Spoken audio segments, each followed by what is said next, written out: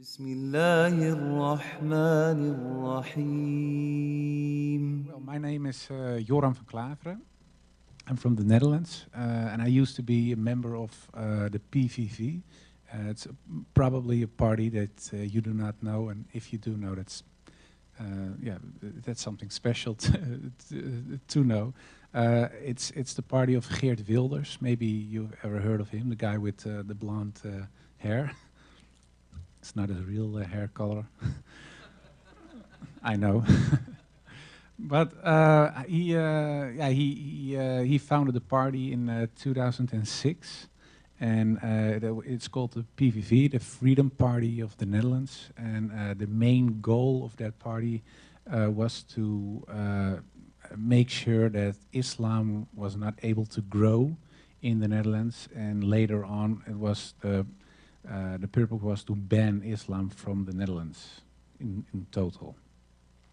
Well, I'll come back to that later. Maybe it's interesting that I introduce myself a little bit. My name is Joram van Klaveren, as I said, and I grew up in a very Orthodox Protestant environment. My mother and father were members of the Reformed Church.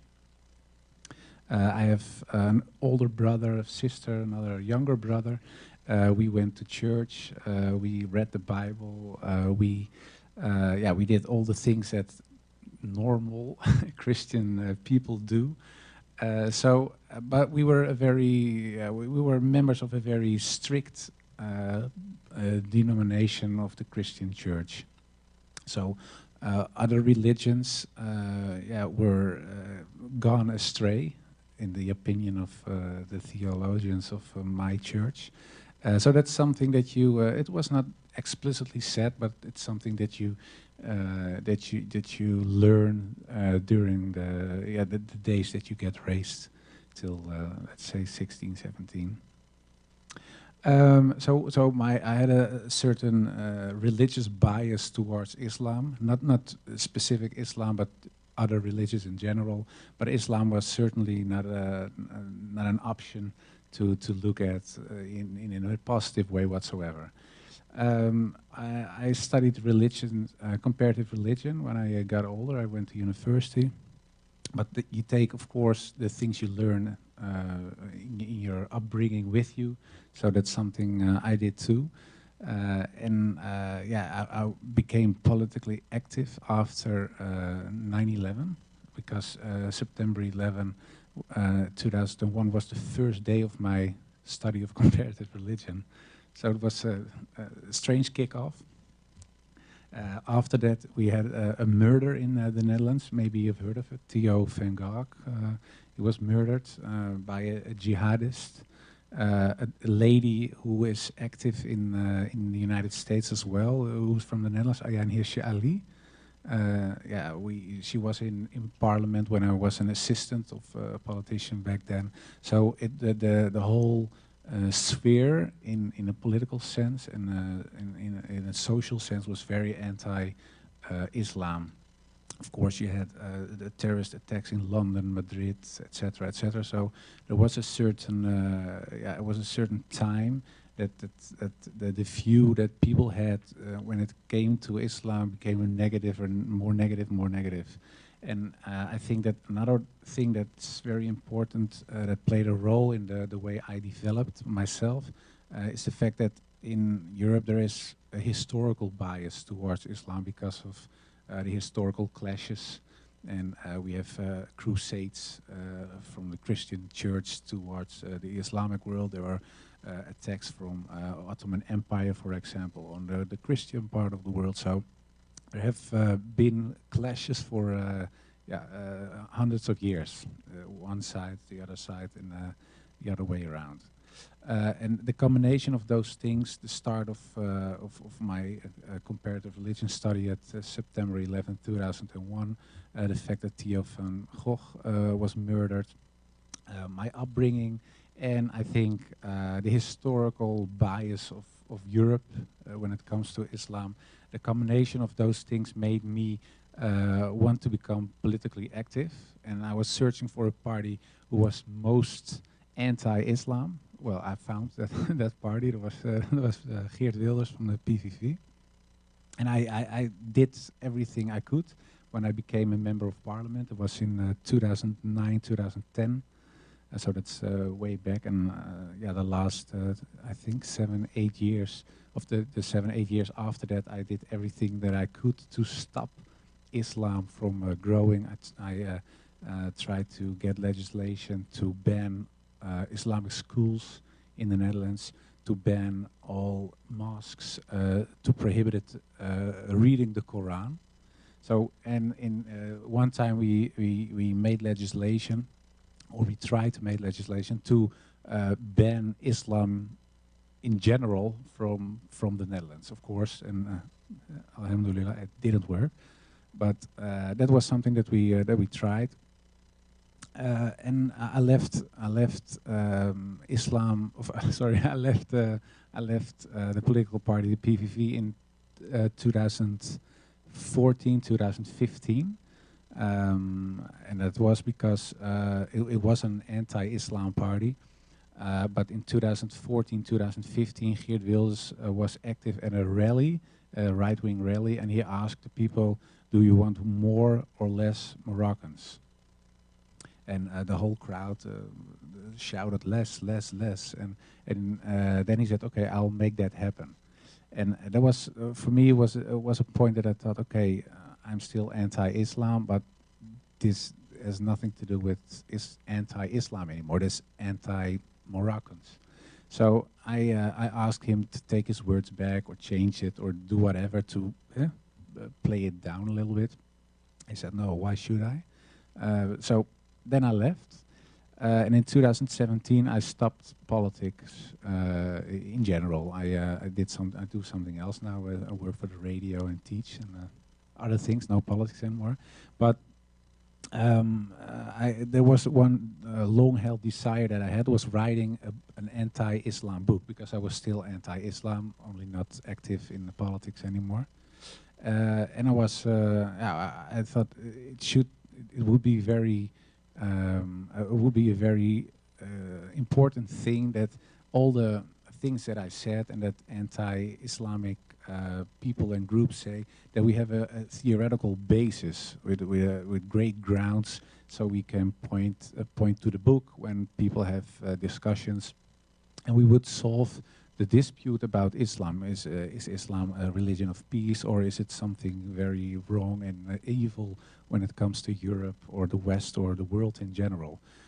So I started writing the book, but I always had, as a Christian guy, my doubts on certain dogmas of the Christian Church, for example, the Trinity, the crucifixion of Christ, and I thought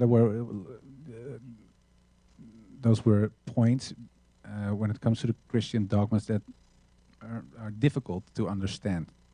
So, but I was writing the book, but those, I tell you this because it comes back later in my story. I tried to write the book, and what I did was all the objections that I had, and those were, for example, Islam promotes terror. That's something that I thought. Islam is anti-women. Islam is anti-Jewish. Islam is anti-democracy. Well, all the prejudices and all the stereotypes when it comes to Islam, I had. And what I did was starting to read and reread the articles and the books that I already read. But at some point, I came across information that was at odds with the things that I was used to read and what I learned in the past. So I started writing letters to several ministers, to imams, and to scholars. And one of those scholars was Abdul Hakim Murad. He's a professor from University of Cambridge. But I didn't know that. I just followed a line. I thought, oh, well, he's a scholar, so I write. And I didn't know if people would write back, because I put a little link from Wikipedia, and my own page is in English as well. So I thought, okay, I give them at least the information so they know who they are talking or writing with. And after I find out who he was, I thought, oh, well, he will never answer. But he is one of the greatest scholars in Europe when it comes to Islam. And but he did, and I got a 17-page mail back with, and I thought, whoa. So I started reading and reading and reading, and he asked me at the end, how is it possible? Because you studied comparative religion at Free University, where Abdul Hakim Murad also taught in the past. So he asked me, from what happened? And what titles did you read, and what's the information you got? So I gave him a list with titles. He said, okay, I know where you're coming from, I understand. And I explained that when I was younger and I was at university, the points that I mentioned earlier when it comes to the historical bias and the upbringing, etc. But at one point in 2003, 2004, I went as a student to several mosques. And I asked several Muslims, well, what's up with Afghanistan, Taliban, etc., etc. And there was one guy who told me, well, that's what Islam wants. And he was a Muslim. And he said to me, yeah, well, I don't like it either, but that's what God wants, so we have to do that point. And then I thought, whoa, you're even more crazier than I thought. And that hardened my views when it came to Islam.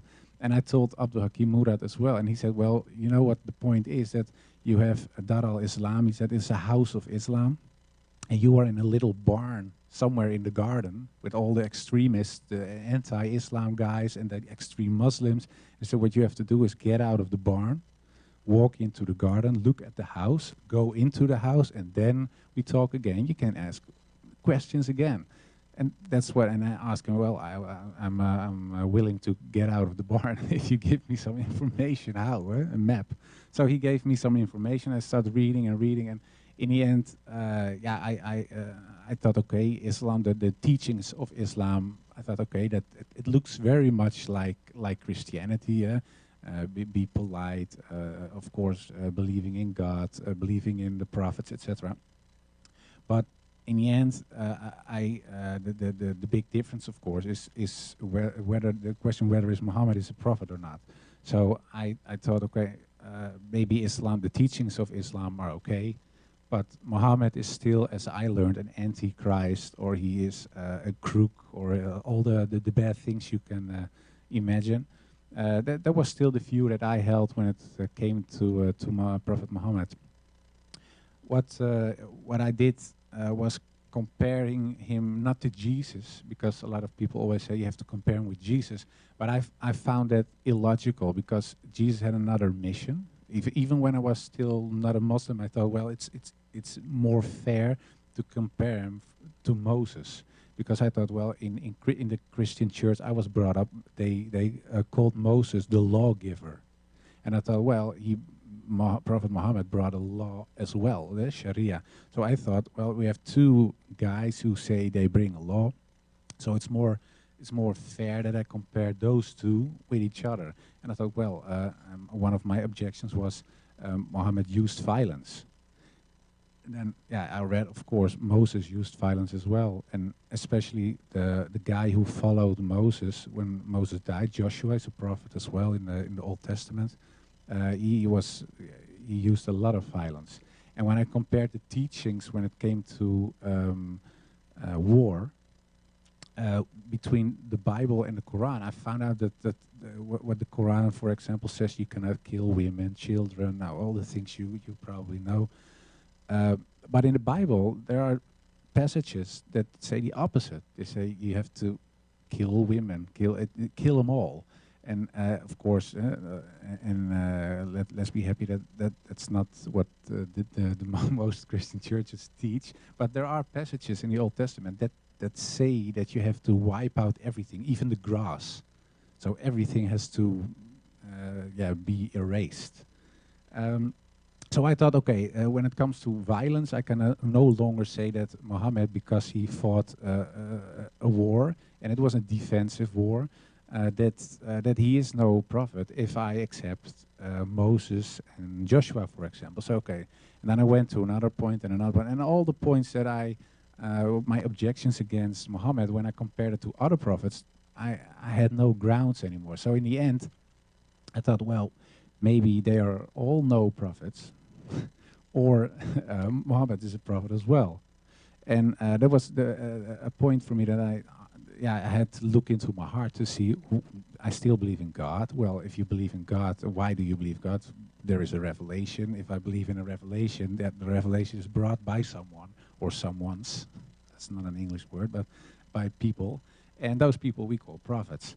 So I thought, okay, then Muhammad is a prophet. And then I realized, well, if I say Muhammad is a prophet and I believe in God, then there is a problem, because then I would be a Muslim, and that's not still something I didn't want to be. And so I talked to a lot of people, and they say, yeah, well, if that's the case, you are a Muslim, whether you like it or not, or you must stop believing in God or something. But I couldn't, and then I thought, okay, I just park it and I don't do anything with it, and I'll leave it for what it is. But yeah, if you are a believing person, whether you're not a Christian or a Buddhist or a Muslim, you want to do something with the things you believe in, especially when it's the core or the cornerstone of your life. And it was still so. I believed in God, and I thought, yeah, I want to abide the laws of God. I want to do something that is good. So I had to do something with my newfound information, and I started looking for a publisher to do something with the book. And the book was not already finished, but most of the parts that I found out and the new information I found out were in the book, but not yet my conversion, because I didn't convert it yet. And I was looking for a Dutch, typical Dutch publisher. So it's called in Dutch. It's called het Kennishuis. It means house of wisdom. But they wrote it in an old style Dutch, and when you write it in old Dutch, it's typical Dutch. Most nationalist guys write it in old Dutch, so you see, oh, whoa, he's a real Dutch. So that's what it. And I thought, oh, okay. And the publisher wrote het Kennishuis, so the House of Wisdom, in old Dutch. And they were specialized in Islamic literature. So I thought it was an anti-Islamic publisher. And I wrote them, well, I have scripted, and I got it back.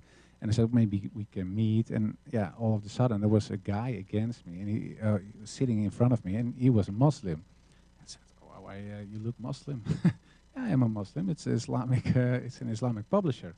Islamic publisher, you called it Kennishuis, and you wrote it in old Dutch. Yeah, I know, but we did it on purpose, because we're in that way we try to reach out for people who think that Islam is not compatible with the West, or with Holland in this case. So we start talking. I told him where I was, that I believed that Muhammad probably was a prophet, and I still believe in God. He said, well, you are a Muslim, but you don't know it yet. So I start reading, and it took a couple of months, and after those months, we were eating at home by the publisher, and there was an imam with us, and some other guys, also non-Muslims, and the imam suddenly asked me, do you believe in God, yes or no? I said, yes. Do you believe Muhammad was a prophet, yes or no? I said, yes. I said, well, we take the Shahada now, or is it something you do not want to do? And then I said, yeah, I think deep in my heart I want to do it, but I cannot do it because, of course, because of your family, and yeah, because I was a right-wing nationalist. I cannot become a Muslim. That's ridiculous. But I did, and it made me very happy, and I'm still very happy today. Unfortunately, a lot of people in my family, of course, are a little less happy when I did it. And some Muslims ask me, "Well, aren't you mad at your family, or why aren't you disappointed?" But I'm not, because especially my mother, she was very sad, and yeah, she said, it's not because I'm sad because you became Muslim. She said, I would also be sad when you became a Buddhist, because yeah, she thinks Christianity is the truth, so she was worried for my soul.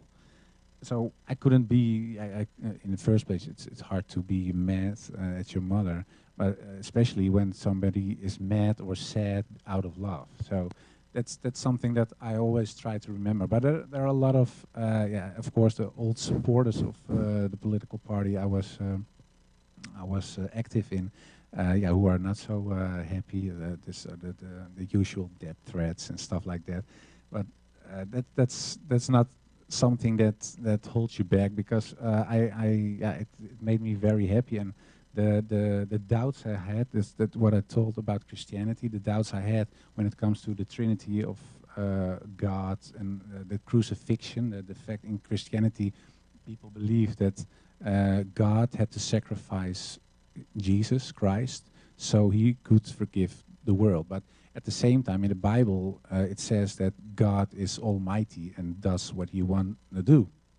And I always thought as a child, well, if you are almighty as God, why can't you just forgive?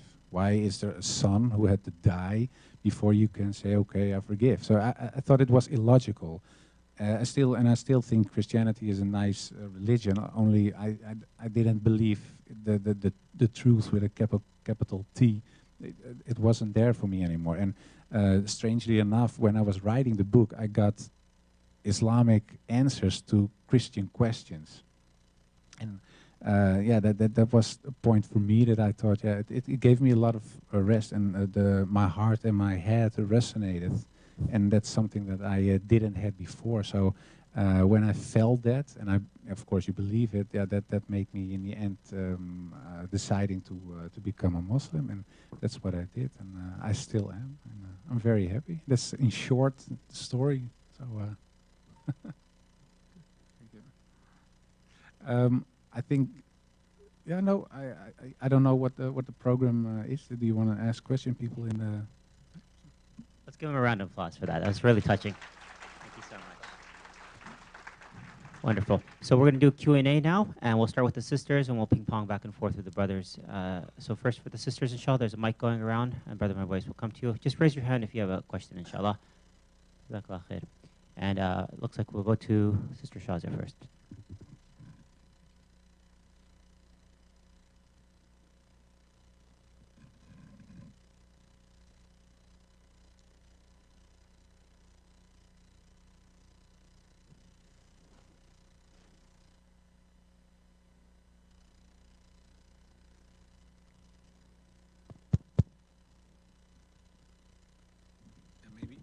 Maybe you can take this one.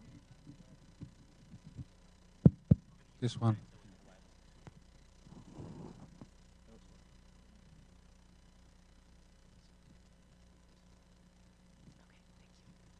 Assalamu alaikum.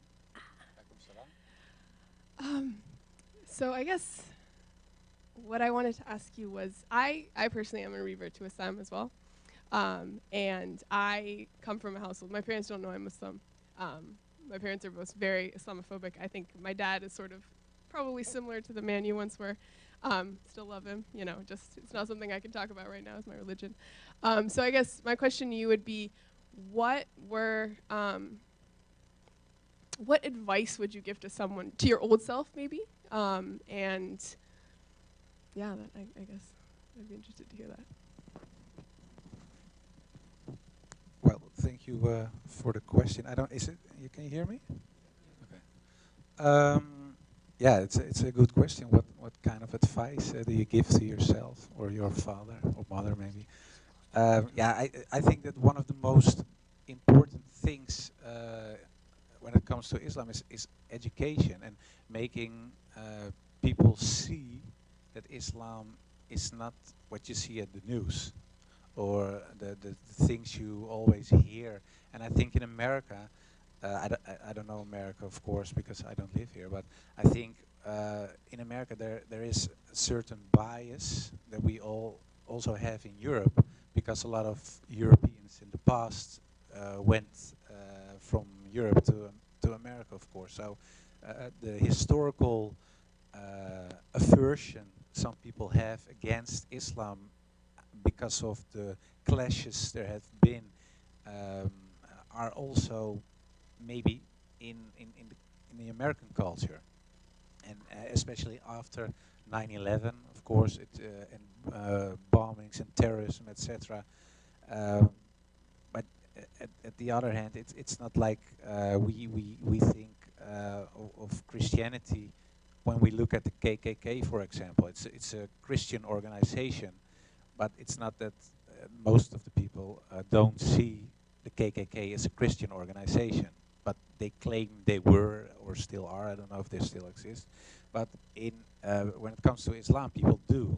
They say, okay, we see, for example, ISIS, and that's Islam, and all other Muslims are not real Muslims, or they're pretending to be very democratic or law-abiding, etc. Sorry. But it is a fact that Islam is something else. And my story, I wrote a book about it, and I think in the Netherlands, I think it's very important that people read my journey, because most of the arguments people use against Islam are pointed out in the book, and there's a explanation why it isn't correct. And the book is being translated into English. Is maybe if it is, if they publish it, and I think in a month or 3, you can give it to your father. I'll send it to you, and I'll write something for him in the book, and maybe that opens the door. And it would be nice, of course, if he became Muslim. But if he doesn't, at least he understands better what Islam is and what probably motivates you to become Muslim.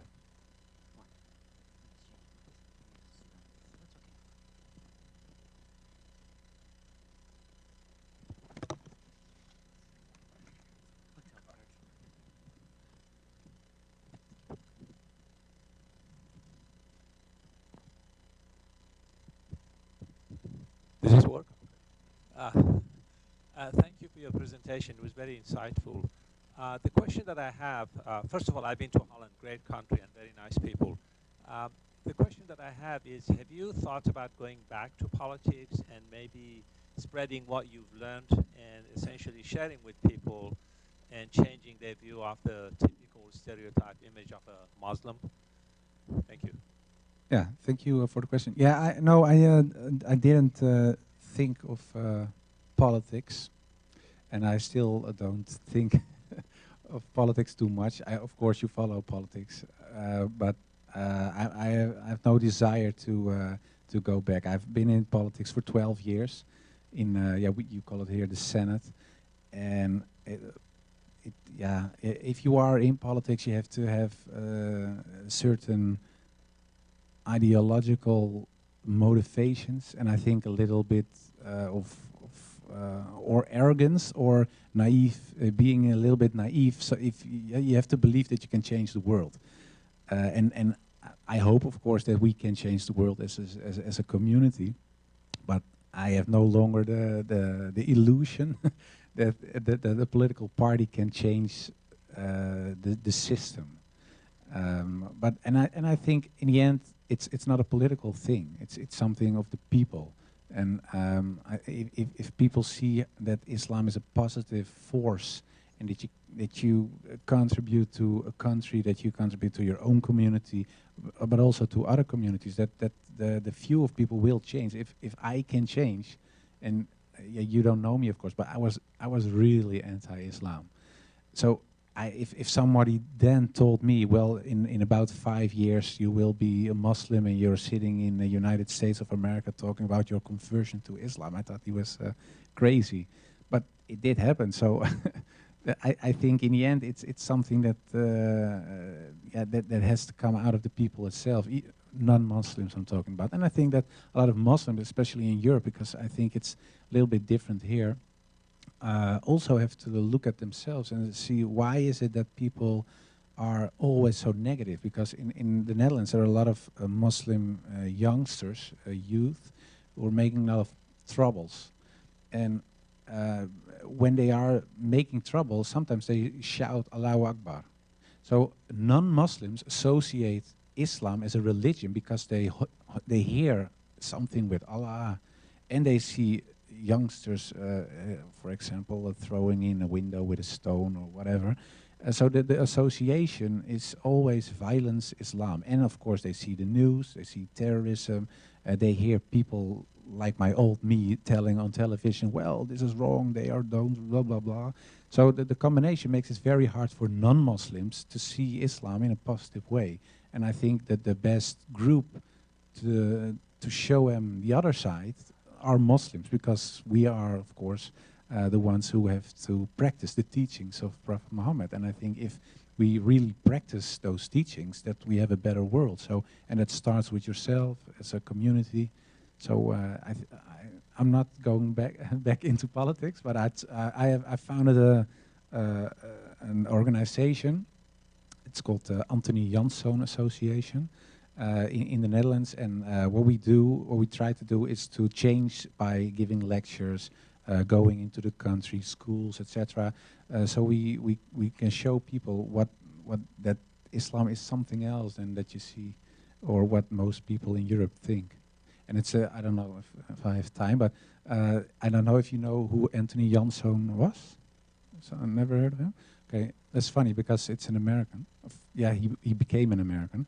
Anthony Janszoon van Salé. His father was called Jan Janszoon. It means son of Jan. And Jan is a typical Dutch name. And it was around 1610, so a couple of hundred of years ago.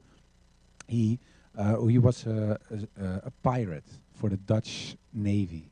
And he had to, we call it kapen. You have to rob Spanish ships, because the Netherlands were a province of Spain then. And in the end, we wanted to be independent. So what we did as a Dutch people, we attacked Spanish ships, took their silver and gold, and used it for weapons to fight against them. So we used their own money to fight against the Spanish.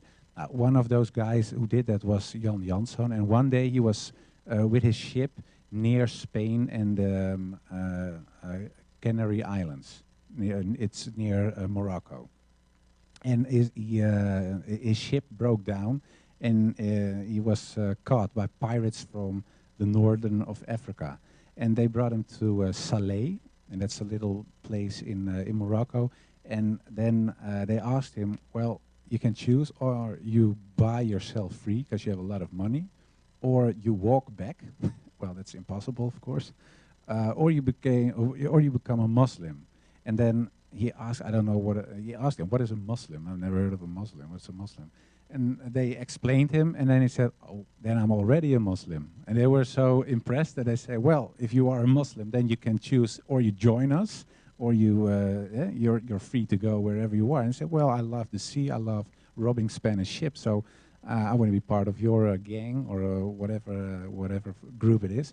So he became a pirate for Salé, and Salé was a little republic, and the Sultan of Salé was so impressed with the things he did, because he was a very good pirate, and they robbed Dutch ships then and Spanish ships, and they made him a president. So he became the first president of a Moroccan place. Was Jan Janszoon from a little place out of Holland. And he later on he married a Moroccan girl, of course a Muslim as well, and they got 4 children. And one of those children was called Anthony, and that's the guy why my foundation is Anthony Janszoon van Salé, Anthony in English. And he was sent to the New World with a lot of money from his father, because his father became very rich. And that Jan Janszoon's son, dus Anthony Janszoon van Salé, went to America, because they called this the New World. And it wasn't America yet; it was still part of the British Empire. And he went to a place called New Amsterdam, and it was New York. And in New York, some people say, well, it's founded by the Dutch, New York. There's still typical Dutch names. For example, the Bronx is Brooklyn. Is Breukelen, it's an old Dutch city. And it's true, it was founded by the Dutch, but the guy who did that was a Muslim, because Anthony Janszoon van Salé was the guy who founded the Bronx. He developed Brooklyn. They gave him, he asked them, is there some land somewhere that I can buy? They said, no, you can't, because you're not a Christian. They didn't want it. Then he said, well, I pay 3 times what you normally ask. I said, okay, buy the land. And he gave that. And those Bronx, for example, and Brooklyn were really one of the first places in the New World, in New Amsterdam, who were developed, and it was developed by a Dutch Muslim. So even America, in the core, there are, and I'm not talking about slaves, a rich man, a successful guy, was a Muslim who was one of the founders of New York, still today.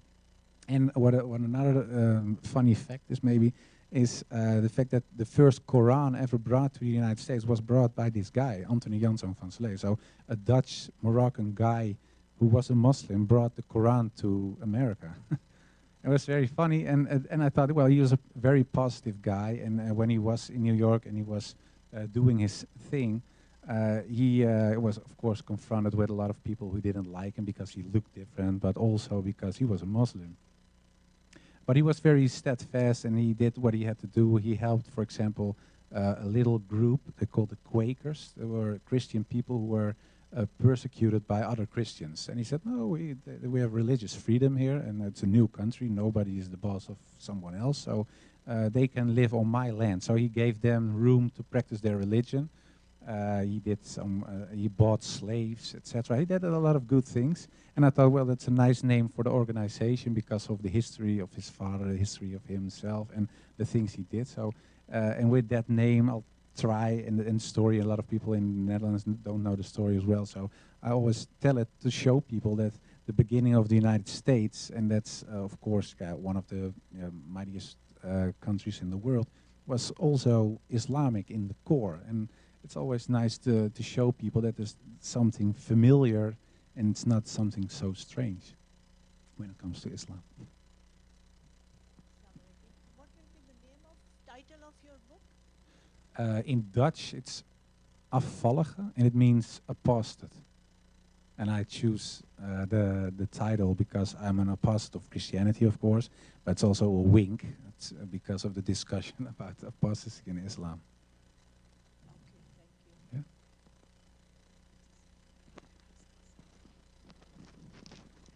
Assalamu alaikum. I don't know, is this working? Salam. Oh, it is, okay. First of all, thank you so very much. I'm originally from what became New York, was New Amsterdam. Okay. And there are a lot of Dutch names that are well known along the Hudson River, and I think the Hudson was, Yeah. the explorer was Dutch, and the Roosevelts, the two President Roosevelts, Dutch ancestry. So there's a lot of history, but nobody mentions in America that they're Dutch. Anyway, welcome. And many people don't know that the word California comes from the word Khalifa. Oh, I didn't know. So either. this is another part of the Muslim history Oh, nice. on the West Coast. I'm wondering, when you speak to people, what reaction you get. Do you speak about Islam? Do you find people are curious or more hostile? Are you able to change hostile people to be open-minded? What's your experience? Yeah, of course, in the beginning, and there are still people who are very anti-me because I became a Muslim. But in general, I have to say that most people are more interested than angry. So what happened to you? Why? So that's I think it's a good thing because there is space and room to start talking to each other. And most of the time I ask them, what is your biggest problem with Islam? And most of the time people don't know. So we try to discover while talking what his or her issue is with Islam. And yeah, I even got some emails from people that said, well, after I read your book, of course I'm not a Muslim and I still don't like Islam, but I get it. So that's a little improvement. So I think there is a lot of room, and of course, in the end, it's up to us as a community to show people otherwise. And I think in the end, yes, I'm still positive. I think that it's possible that a lot of people will change, and I think it's something else in Europe, and I don't know how it is in America. There's the secularization, so people stop believing in God. In Europe, most of the people in other parts of the world think that in Europe everybody is Christian, but most of the people, especially in the Netherlands, aren't religious at all. And the fact that they lost their religion, not only in a cultural way, but especially in a religious way, yeah, it creates a hole in people's hearts, because there's a famous guy, a religious scientist, Eliade is his name. He said, people are always religious. And it's not that you have to be a Christian or Muslim or whatever, but there is something that calls out for something bigger. And he said, because you are designed like that, there's always, you crave for God. And in what form isn't so important now, but he said, well, people, and if people lose God, they're going to search for something else. And I think in Europe, people search they want to fill up the gap in their heart with, for example, nationalism, but also with drugs or with partying all the time. They do things to fill the emptiness in their heart, and that's something else. I see big chances for Islam, because I think Islam is the last real religion. And a lot of people, especially when I talk with Protestant Christians, who are very angry all the time when it comes to Islam, but when you talk to them for real and in a calm way, they realize very fast that, for example, the things my problems, theological problems with Christianity, for example, the Trinity, they feel this, they feel what I mean. So that's what I always tell them. I say, you know that it's illogical. And they say, oh, well, maybe it's illogical, but... And so I see big chances for Islam as a religion to grow in a positive way, especially in places where people lost faith in God. And maybe that's a mission. We don't know, but it would be nice. Assalamu alaikum. Alaikum salam. In my day job, I've had the pleasure of going to Holland quite a few times in the last few years. And like many international travelers, I've used Uber to get around the city, in Amsterdam in particular. But I was really disturbed by something, and this is what I was kind of curious about your perspective as it relates to anti-discrimination laws in the Netherlands, as it relates to discrimination against Muslims as they're trying to integrate into the workforce. In particular, I met a Dutch young man who was driving an Uber. He said he was a college grad, born and raised of Pakistani descent, born and raised in the Netherlands.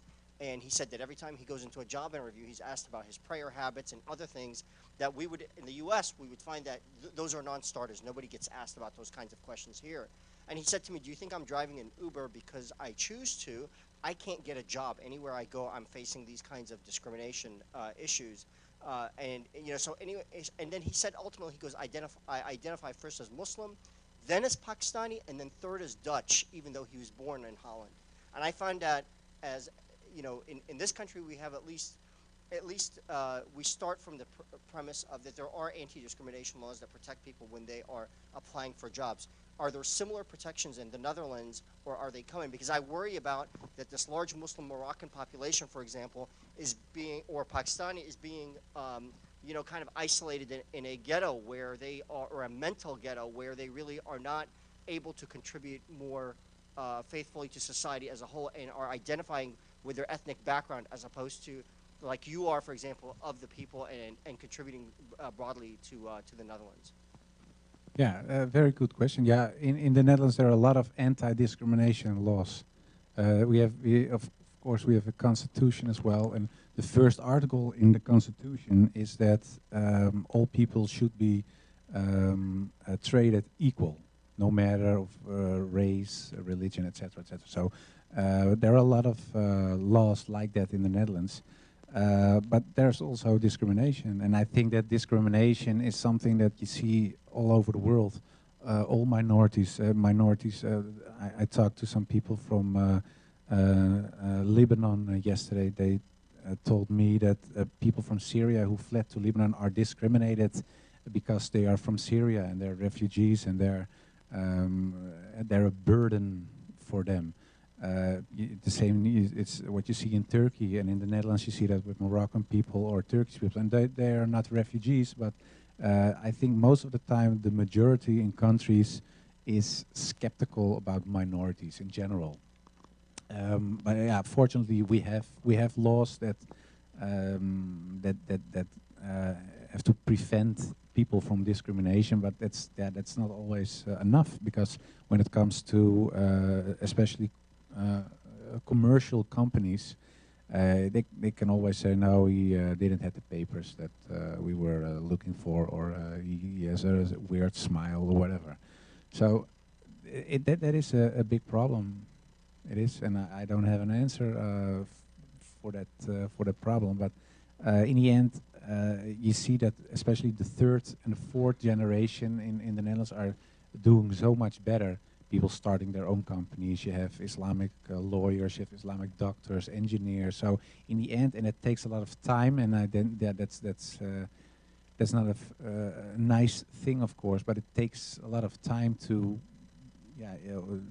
walk through the institutions, as they say in Dutch. And I believe it will change. Only it takes so much time, and that's something that a lot of people aren't willing to wait for, of course. And in the other other side of the story is that you see, especially in Eastern Europe, that there's a very strong anti-Islam movement now, and it's not only in Eastern Europe, but because the anti-Islamic groups are uniting in the European Union now. So it became one powerful force in politics now. So that's something that's very worrying, and it gives a lot of the normal people, as you can say, the people in general in different European countries, an excuse, because they say, well, we have 1/3 of parliament saying Muslims are wrong, or they create problems. It isn't that bad if we discriminate, because we know they cause problems. So it's something that works on several ways, and it's very worrying. But I think the most important thing is educate people, telling people that it's wrong what they are doing. And I think it's also important to promote Islam and help each other. So if there is a guy with a successful company who is a Muslim, he can always help other Muslims, for example, when it comes to, we call it stages, I don't know, the internships, for example. So you can help each other as a community. It's an obligation. So why wouldn't you do that? So I don't have a complete and satisfying answer, but this is what it is. Assalamu alaikum. Alaikum salam. I have two questions, if I may. During the discussion, you were mentioning that you had Christian questions and you found actually Muslims' answers. Could you share with us a few of those where you think actually that these are the ones that made it for you?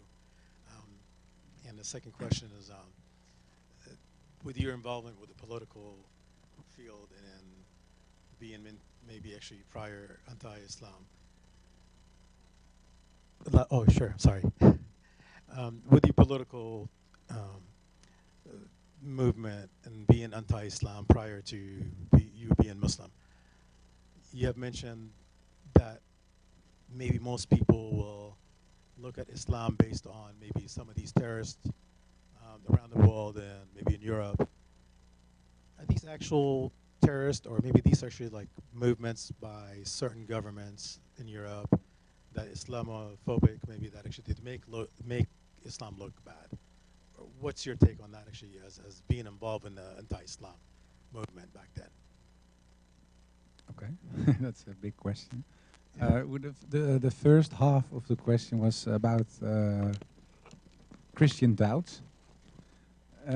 My doubts had to do with especially with the Trinity, because in Christianity we believed that God exists as one being, but in three persons: God the Father, God the Son, that's Jesus Christ, and the Holy Spirit. And I always found it very hard to understand the concept, because in Christianity, Jesus Christ dies on the cross, but he is God, so God dies. So I asked the minister when I was 12 or 13, how is it possible that something that is infinity, if God is infinity or infinite, how is it possible that it dies? Because then it is ended, it's ending. So that's impossible. And if he is dead and he is alive at the same time, that's something like a square circle. That's impossible. And then they said, well, it's a mystery. So yeah, that's. But you have to believe it. But if I try to believe it, I can't because it's a mystery, and I don't found that very satisfying. So that's something that, and there are a lot of theologians who have very nice concepts. But in the end, it's coming back to the question: is the God of Jesus Christ, is it one or three? And in the whole Bible, there's no sentence in the Bible that says God is three. It isn't there. And the parts that are referring to something that could be interpreted as three are added later. And it's even in the Christian Bible, you can see that it's almost always between, I don't know how you say it, we call it haakjes, between quotes. No, not the yeah, that one. And in Bible it says the sentences between those things are added later. So there are in the Bible there's no referation to God as three, and there is even a sentence that Jesus Christ says, "Hear, O Israel, your God is one." Well, that is exactly the same as Prophet Muhammad said. There is one God, and that's Allah. So it wasn't logical for me. So the Trinity thing was an issue for me. And another thing I talked about earlier, short, it was about whether there should be a murder before God can forgive. And yeah, I found that not logical, because in the Bible says there's a story about the prodigal son. It's a story that there's a father and he has two sons, and it's a very rich father and has a very successful company. And one of the sons goes away and he says, "Well, Dad, if you're so rich and one day you will die, so can't you give me the money I'll get when you die?" He says, "Okay, if you want that, here's the money." And he goes away and he does everything he shouldn't do. He is partying all the time, going to hookers, and I don't know what he does. And he comes back, he's totally wasted, and he doesn't feel like a man anymore. And he says, "Well, what am I doing suddenly? I wish I'd never gone away." And he regrets it very much. And after a few years, he goes back to his father. And his father sees his son coming, and he says to his assistant, "Well, bring him the best clothes that you have, put a silver ring on his finger, and let's celebrate that my lost son is back." But the other son says, "Well, ho, I was working all the time for you. I did everything that I had to do. I abide the law. We pray together to God, and weird Willie there goes and does everything wrong, and you are celebrating his return." And it's a story that Jesus tells in the Bible, and then the apostles, the people around, the Jesus followers ask, "Okay, what's the point here?" And Jesus says, "Well, okay, the father is happy that his son returned after he did so much things wrong. He still accepts him. And there is no condition, there's no son or whatever who had to die first, or there's no slapping or no screaming, there's nothing. He just forgives his son." And it was for me, I thought, yeah, well, the prodigal son story that Jesus tells, it's almost 180 degrees opposite of one of the dogmas of Christianity, because if Jesus tells this story to show the Rahma of God, how is it that the Christian church teaches that God wants to see someone gets killed first? So there was another point for me that I thought, well, the Islamic narrative is much more logical, and it's in a sense even more Christian than the Christian teachings. The other part of your question I forgot, sorry. some of these suicidal bombers, were they actually like suicidal bombers, or these are just a Islamophobic movement actually trying to advertise actually for these people being around, you know, as part of actually propaganda? Or Okay, now, well, in the Netherlands, well, I think terrorism is a real problem because you see, for example, Theo van Gogh, he was murdered, and he was murdered in the town where I live by a guy who was very known in the area, Mohammed Boucheri. Yeah, and he killed him.